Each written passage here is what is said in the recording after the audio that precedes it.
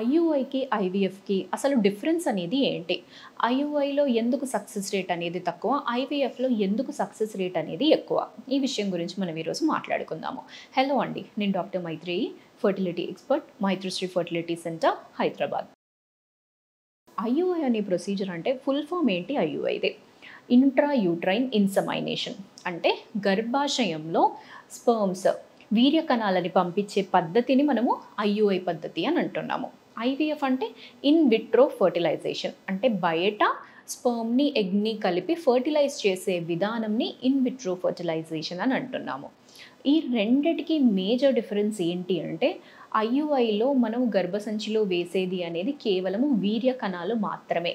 అదే ఐవీఎఫ్లో మనం గర్భసంచిలో ఎంబ్రియోస్ అనేవి వేస్తున్నాం. ఎగ్ స్పర్మ్ కలిపిన తర్వాత ఏదైతే ఎంబ్రియో అనేది చిన్న బేబీ అనేది ఫామ్ అవుతుందో ఆ ఎంబ్రియోస్ని మనం గర్భసంచిలో ట్రాన్స్ఫర్ చేస్తున్నాం. This is the major difference రెండిటికి. అందుకే ఆ సక్సెస్ రేట్ అనేది కూడా మనకు అంత డిఫరెన్స్ అనేది ఉంటుంది. ఐయుఐలో అంటే ఇప్పుడు మనము జనరల్గా ఎలా ఉంటుంది అంటే, ఎగ్ డెవలప్ అవుతుందా లేదా అనేది వాళ్ళది ట్రాక్ చేసుకొని ఎగ్ రిలీజ్ అయ్యే టైంకి హస్బెండ్ శాంపిల్ అనేది తీసుకొని గర్భసంచిలోకి వేస్తాము. సో దీంట్లో ఎక్కువ మనము చేసేది అనేది ఏమీ ఉండదన్నమాట. న్యాచురల్గా వాళ్ళకి ఎగ్ అనేది ఎప్పుడు డెవలప్ అవుతుంది అనేది కూడా ట్రాక్ చేసుకొని కూడా ఈ పద్ధతి అనేది చేయొచ్చు. అండ్ మనము స్పర్మ్స్ అనేవి గర్భసంచిలో వేసిన తర్వాత ఇక్కడ మనకి లోపల జరిగే ప్రొసీజర్ అంతా బయటికి అనేది కనపడదు. అంటే ఎగ్ అనేది రిలీజ్ అయిన తర్వాత ట్యూబ్ అనేది దాన్ని క్యాచ్ చేసుకోవాలి. మనం వేసిన స్పర్మ్స్ అనేవి వెళ్ళి ఆ ఎగ్ దగ్గరికి రీచ్ అయ్యి ఎగ్ని ఫర్టిలైజ్ చేయాలి ట్యూబ్లో. సో ఇదంతా మనకి బయటకి కంటికి కనపడదు. దానివల్లే మనకి ఇక్కడ లిమిటేషన్స్ అనేవి ఉంటాయన్నమాట సక్సెస్ రేట్లో. అండ్ ఐవీఎఫ్లో అంటే మనకు ఆల్మోస్ట్ ఎవ్రీథింగ్ అనేది బయట చేస్తాము. అంటే ఎగ్స్ అనేవి బయటికి రిట్రీవ్ చేసి స్పర్మ్స్తోని కలిపి ఎంబ్రియో అనేది బయట రెడీ అయిన తర్వాత ఆ ఎంబ్రియోని మనం గర్భసంచిలోకి ట్రాన్స్ఫర్ చేస్తున్నాము.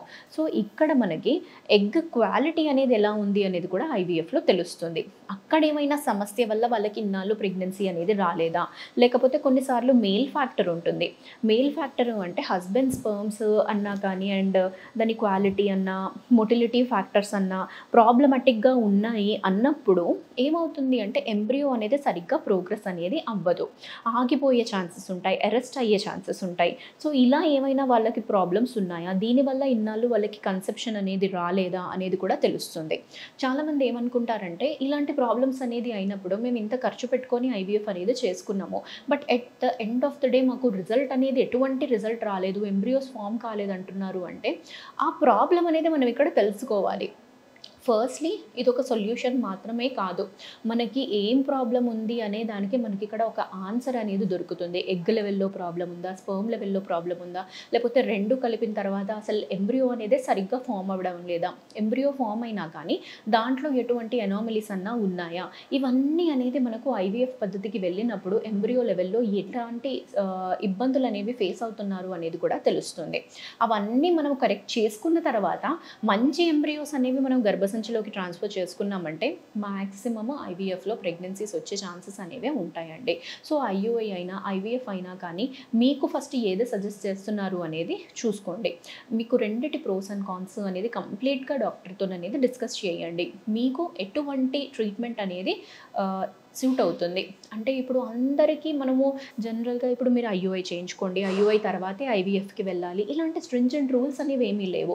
కొందరికి కొన్ని ఫ్యాక్టర్స్ వల్లనైనా కానీ, డిస్టెన్స్ వల్లనైనా కానీ, టైం కన్స్ట్రెయింట్ వల్లనైనా ఏదైనా కానీ ఇలాంటి ఫ్యాక్టర్స్ ఉన్నప్పుడు డైరెక్ట్గా కూడా ఐవీఎఫ్ చేసిన సిచ్యువేషన్స్ అనేవి కూడా ఉన్నాయి. సో మీకు ఎలా అనేది ట్రీట్మెంట్ అనేది సూట్ అవుతుంది అనేది ఇండివిజువలైజ్డ్ ట్రీట్మెంట్.